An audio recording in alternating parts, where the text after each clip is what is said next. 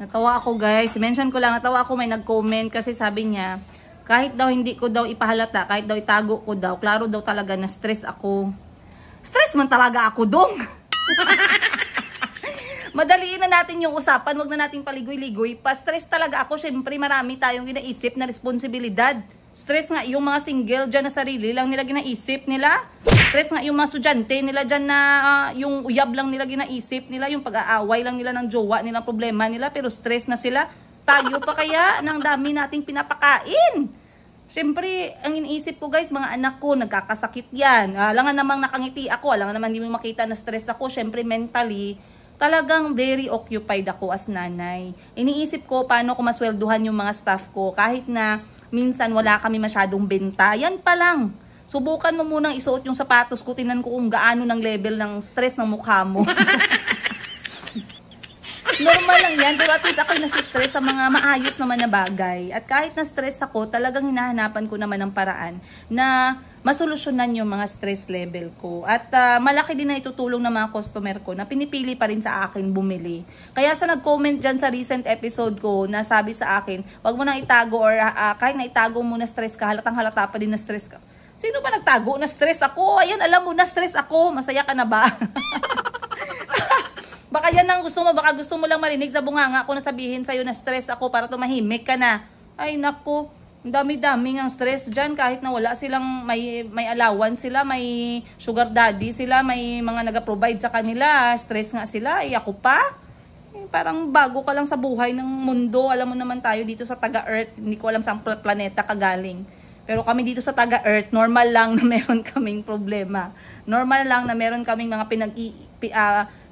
meron kami mga iniisip ng malalim. At minsan talagang makikita mo yung stress. Siguro hindi mo nakikita yung stress pag bagong gising or pag busog kami, ganyan. Or mayroon kaming konting ginagawa like travel para maibsan yung stress. Pero pag nakita mo yung stress, normal lang yan. Hindi na yan bago dong. Ayan. Hay nako, ewan ko na lang talaga sa tao. At isa pa guys, eto nakita ko dumaan ha. Kasi may pinotioneer si Ninong Rai, yung nagluluto ng pagkain.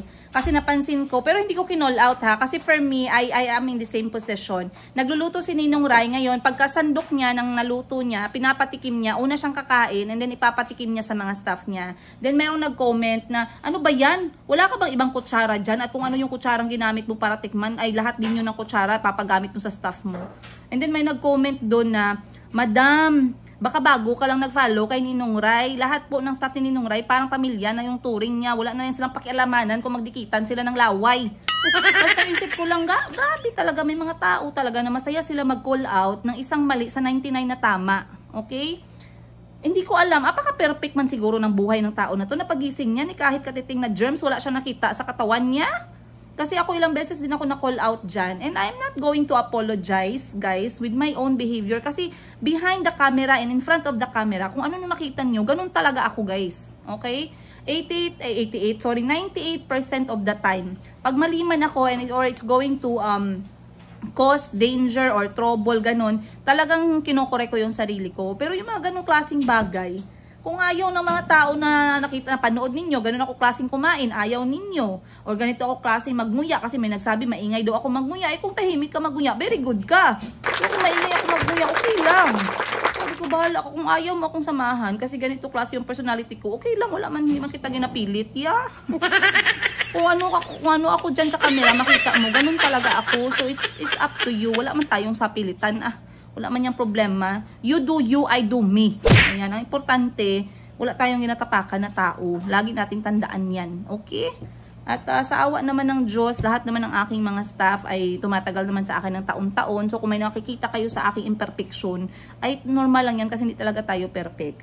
Pero at least, mas mabigat pa rin yung pagiging okay natin na tao, okay natin na karakter, to the point na tumatagal yung mga kasamahan natin sa atin or around us, kahit konti lang sila. Ayan. So, yeah. Ako yung magpe-prepare na at ako yung aalis na dahil susunduin ko si Miss Joselle at kami makiki-birthday. Let's go. Alright guys, magabalot tayo. Diling, anak, buloy. Pagkagunting tagalasan na. Ayun sila na. Ayusin mo naman magbalot. Di kita, pangita po, doy. My gosh. Goni. Number 1. So, ito yung nabili natin na regalo para kay Madam Bibi sa kanyang birthday. This one is, ayan.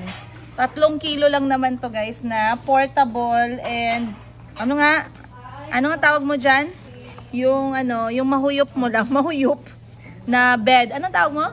Inflatable. Inflatable bed. Kasi minsan pumupunta sila, nagbabiyahe. Tapos si Madam Bibi takaw tulog yan eh. Kaya importante na meron silang sariling inflatable bed na pwede lang nilang ilagay sa kanilang sakayan. So, atin na tong babalot. Let's go. Bakit marunong ka magbalot? Siyempre, dahil... Hindi lata sa mukha mo na marunong ka.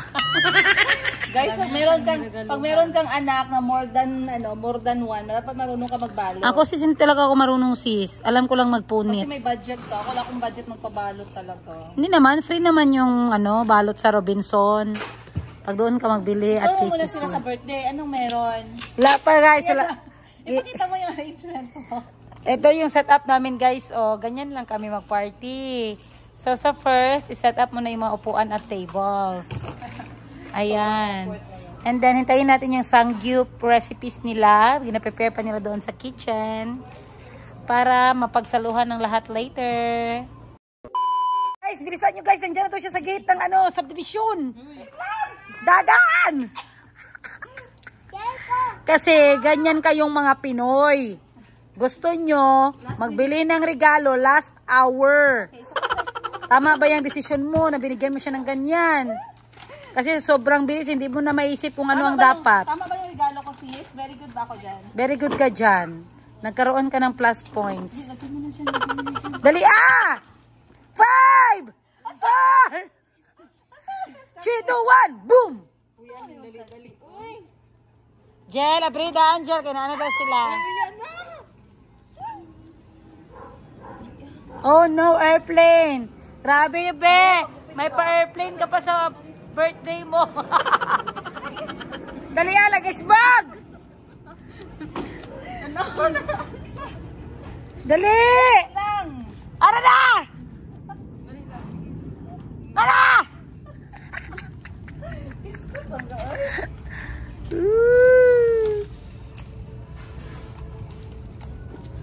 Get your slipper ning, kainit ang ning The floor is hot, you have a sip on.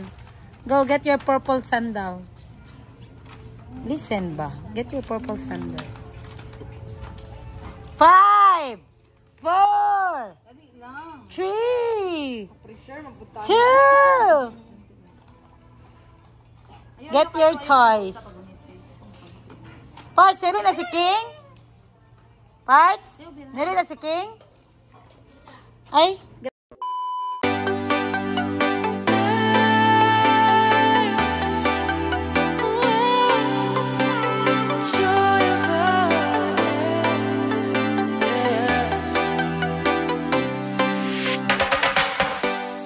Joy of the first steps of a child. Bakit naman black sis? Anong naisip mo? Bakit black yung binili mo? Happy birthday tapos black? Ano yan? Happy Halloween? Ay nako. Happy birthday to you. Ilista yan sis ha. Pagbabuksan nyo na lista sa... Wow. To Madam Bibi, happy birthday. Mag-wish pa kami. Miss Giselle, anong wish mo kay Madam Bibi in behalf of Mayumi Thailand Closet? Hawakan mo to para parang meron tayong tanang regalo. Ayan, go. Anong wish mo? Hello, Madam Bibi. Happy birthday. And ang wish ko sa'yo is gold. Good health and... Okay din yun, golden health. Good health and... Good health and long life. How about pera? Wag na. Sana maraming perang dumating sa buhay mo. Charot. Ayan. Alam mo na gift namin. Alam mo na regalo ni Madam Ten gives sa kanya. Hulaan mo. Size Size 7 inches. 7 inches. Alam ko yan ba? Agoy, alam ko yan. Hindi natin yung ni Madam. Yes. Wait lang, mag-wish ka muna kasi mamaya hindi na kita madaanan. Hindi busy na ako mamaya. Ngayon ka na mag-wish. Dali na, wish. Ang wish ko lang sa iyo, Langga, want you have to have a baby blue eye. Or baby eyes blue. Baby blue eyes. Blue-eyed baby Okay. pala. So, saan natin siya dalhin para magkaroon siya ng blue eyes baby? Siguro, kailangan mo magsali sa dating.com. Dami doon mga boys. Or sa Siargao. Maraming Sa Farm Bridge. Anong regalo mo sa kanya? 7 inches. Wow, sana all. Tama, 7 inches. Alright. So, ayan na guys, nagpe-prepare na ang lahat. Inaantay namin yung na-request ni Madam Ten Gives na singer for today, syempre. Pero habang walang kumakanta, si Parts na muna. Multi-talented yan eh. Kakanta si Parts, guys. Ayan na guys, lalagyan na natin ng... Anong message mo? Ang message ko, sana bayaran mo na yung mga ano mo, lista mo dito, dami ng lista. iPhone. Pero, my wish, pakibasa muna, guys. Be. Happy birthday, Georgie the Virgin! Georgie the Virgin. Legit? Legit ba? Happy birthday to you. Strawberry. Mamaya lang anak, mamaya lang ha.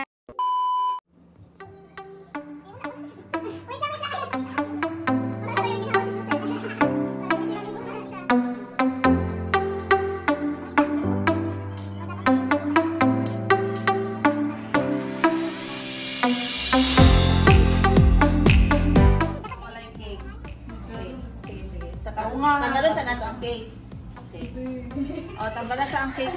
Ibantaan ako. Tanggalan sa ang cake. Okay. Ay, may abo. Makita tong cake. Guwapa ba yun? Thank you.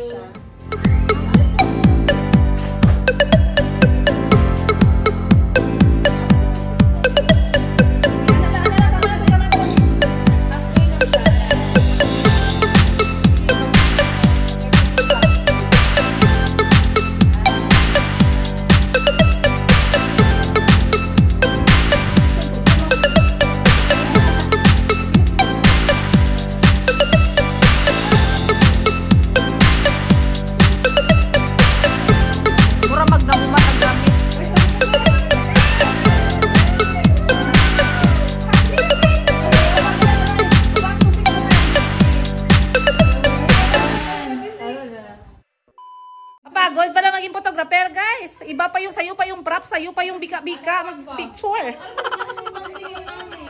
Hi! Ay, picture. Ay, hindi, flashlight lang. Naman ko.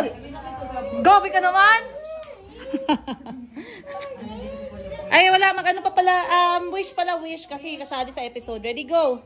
More birthdays to come. Boring naman ang wish mo, eh. La PM na, la PM. PM na. O, ikaw. We wish you a Merry Christmas. Magpakilala ka muna, sis. Ay, hi sis. Hi guys. Second sister. Madam Tets, anong wish mo para sa kapatid natin? We wish you a Merry birthday. We wish you a Merry birthday. We wish you a Merry birthday and happy birthday. Kulay klaro ng mga wish ni. Happy birthday, Mama Bibi. Okay, anong birthday wish mo para kay Madam Bibi? More blessings to come para daghan ka ma-share kay number 1 pa ako na receiver. Uy, pamangkin daw muna mauna. Grabe ka naman. Oh. Asan ang gift mo? Anong regalo mo? I miss you.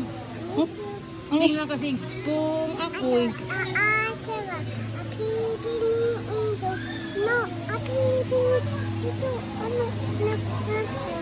Ite mo eh.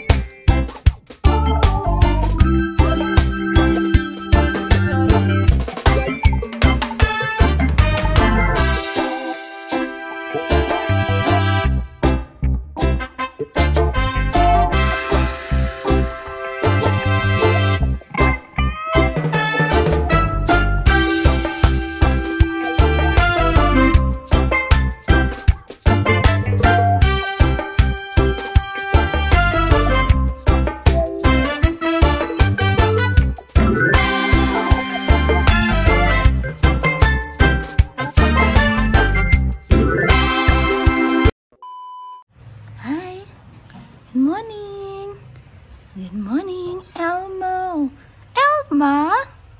Wow, very nice socks. Wow.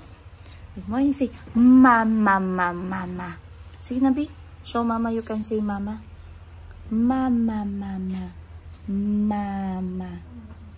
Say, Mama. Nasaan ribbon ni Mayumi sa iyang hair? Yan yung book ni Mayumi, guys. Yan. Very curly.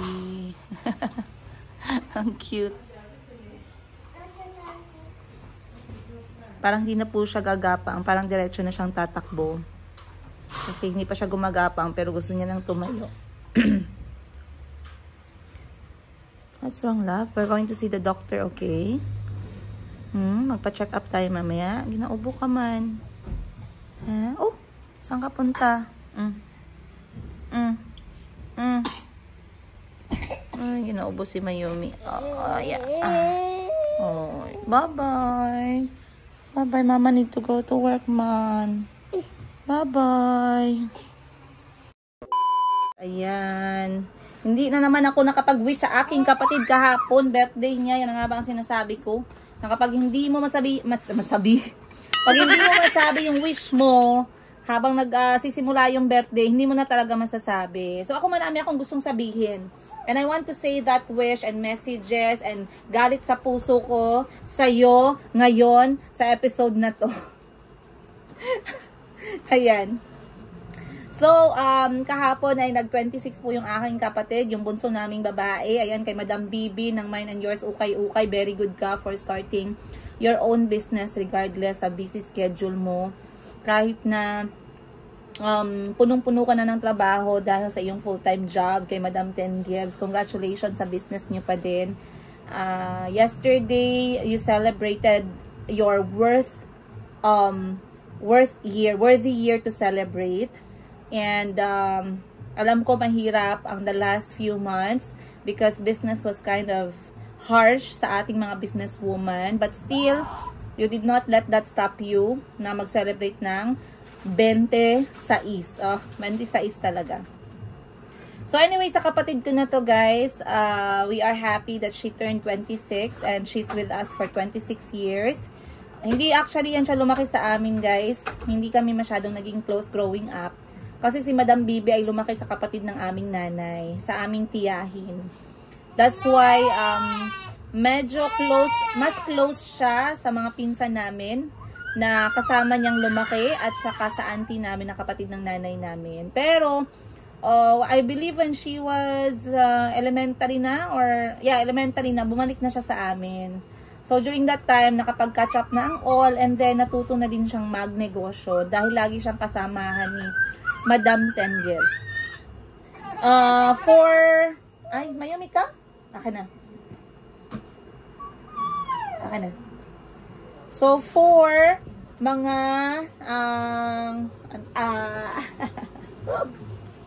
sama natin si Mayumi sa episode na to.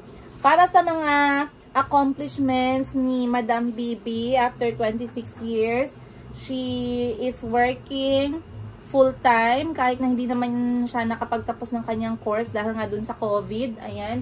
Pero inabsorb na siya ni Madam Ten Gives automatically yan. Matic na yan, guys. Kahit na naka full-time siya, they started their own business kasi iba pa din pag may sarili ka pa ring money in, money out or rolling ng pera, which is ukay-ukay business. Dalawa silang may-ari niyan. So, this is their Facebook page. Dito na lang sa kabila. Mine and Yours, Ukay-Ukay Philippines. She has traveled, by the way, very well. Not only domestically, but internationally. And that's what yan yung mga ano ko, guys. Yung inggit ko sa kanya, sa kapatid kong yan. Ang inggit ko sa kanya, dyan mismo sa fact na, yung inggit, guys, hindi inggit na masama. Dalawang klase kasi yung inggit. Inggit na nagpapaitim ng budhi mo o ng puso mo. At yung inggit na na-amaze ka at natutuwa ka. Naiinggit ako kasi hindi ko siya nagawa when I was her age. So, Madam Bibi at 26 traveled a lot of places na. May napuntahan na siya mga international countries. Ayan. And her passport is well stamped. proud na proud ako sa'yo kasi marunong kang mag-isip ano yung tama para sa future self mo. Ayun, hindi ka nagpapasilaw sa salapi na wala ka. Salapi na wala ka. Pero because she's working side by side with Madam Ten Gives, she also travels. Okay, sorry. Dahil minsan, kailangan talaga ni Madam Ten Gives na isama siya dahil either sila ay mamimili ng ibebenta nila or at least, sige na, go na tayo budget na lang. Sige na. Mag-wish ka din. ay. Ate Baji,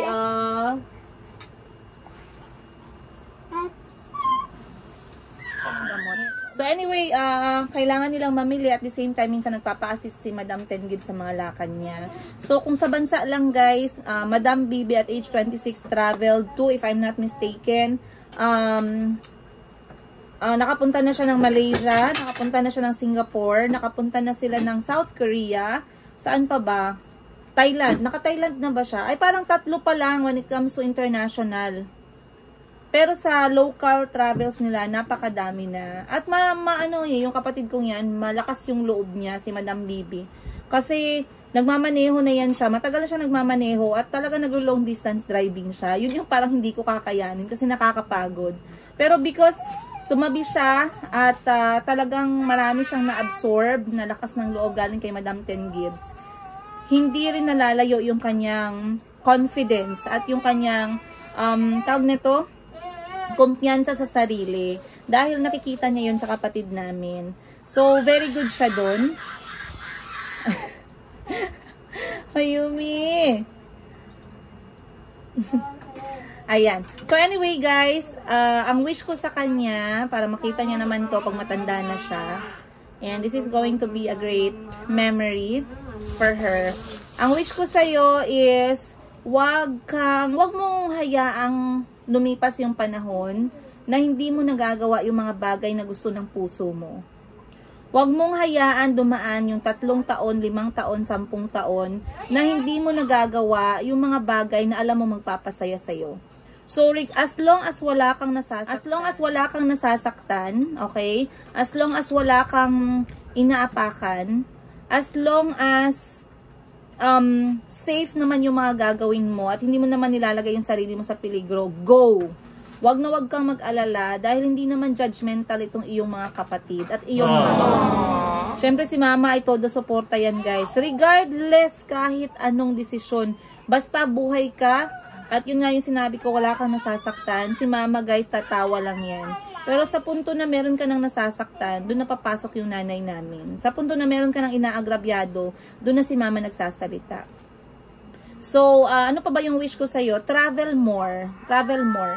Kasi, eto yung mga chances na, Yumi, basta gusto siya magdidi. Siya ganahan ng aircon o electric fan?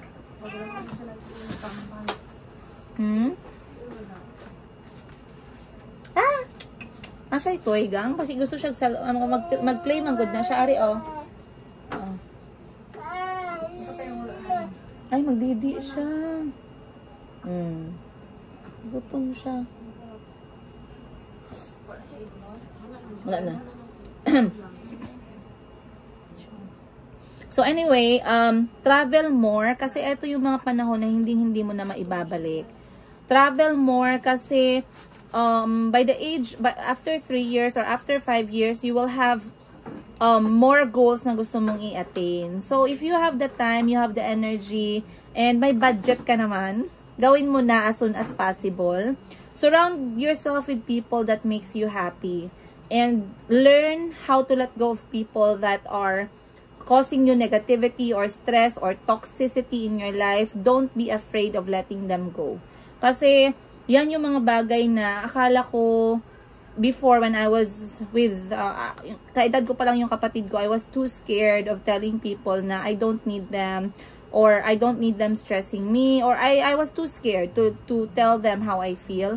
Pero dahil nga nakapag-abroad ako guys at nakita ko yung ganong klaseng mindset at personality sa mga ibang colleagues ko, lalong-lalo na yung mga hindi Filipino. Kasi sa ating mga Filipino, parang nasa kultura natin na natatakot tayong magsabi ng totoo. to another person. Kahit yung mere pagsabi lang natin na hindi masarap yung binigay sa ating pagkain or naghanda, hindi masarap, hindi natin nagustuhan, pinipilit nating ubusin kasi we cannot talk about how we really feel. We are too scared. Pero no offense, kung no offense meant, it's a lot better for you to let go and say what you think and how you feel right there and then. Pero hindi mo naman punto or hindi mo naman goal na sumama yung dibdib ng kausap mo, yung sinasabihan mo. But you just want to let go of that feeling right away. So be that kind of person. That's my wish. Don't be scared. Ano pa ba? Sana natuwa ka sa lahat ng mga regalo namin sa iyo. Alam namin na minsan tinatry mo talagang maging biyahedora, traveloka. So sana magamit mo, lalo na yung binigay namin from Mayumi Thailand Closet, yung inflatable bed. Kasi takaw tulog kasi, alam ko yan. Sa lahat sa ating magkakapatid, ikaw yung napakatakaw tulog. Ano pa ba? Maraming salamat sa pagmamahal mo sa mga anak ko, lalong-lalo na kung wala ako. Lalong-lalo na sa pagmamahal mo at pagkuha mo minsan kay Mayumi dahil wala ako or alam mong pagod ako. Sa mga pasalubong mo sa mga anak ko, mga donut, kung ano mang binibigay mo, maraming salamat. Etong kapatid ko na to guys, wala pa siyang anak. And mga pamangkin niya lang talaga yung iniisip niya. And para sa mga emergency, yung natatawagan kita, maraming salamat. Baka sabihin mo, hindi ko na-mention sa'yo ito, na-mention ko na ha. Ayan. Tsaka ako guys, I try to be vocal kapag grateful ako sa tao. Right away. Kasi baka mamaya wala na akong chance magpasalamat, pagsisihan ko. So tinatry ko talaga na magsabi ng mga I love you, magsabi ng mga I appreciate you, I like you, yung mga ganong klaseng words. Sinasabi ko talaga. And I really admire you, mga ganun, no? Diba? So anyway, yun lang. Wala naman siguro ako nakalimutan. If so, pwede ko naman sabihin sa next na episode. And sana nag-enjoy ka sa birthday mo, sis. Maraming salamat sa pakain mo. Hindi, nagkulang yung baka na binili mo. Sana dinamihan mo ng konti. Ang sarap nung bakang binili mo, sis. Maraming salamat. Yung birthday nga pala ng kapatid ko ay Sangyupsal style. So bumili sila ng mga gulay at saka mga karne. Then kami na yung nagsugba-sugba. Then bumili siya or may nagbigay sa kanya ng Patron Tequila. Ayun. Sana nag-enjoy ka dun sa iyong Patron Tequila, sis. Patron or Patyon. Hindi ka pinatay, sis, ng iyong tequila. Anyway, happy birthday once again. Much love from us, from the Yigas, from Mayumi Thailand Closet. And we love you. Laban sa buhay, laban sa negosyo. Ayan. And we'll see you sa next mo na invitation. Oh, may next invitation. Alright guys, yun lang. Sana nag-enjoy kayo sa birthday episode. And we'll see you guys on the next one. Much love from Princess Yiga.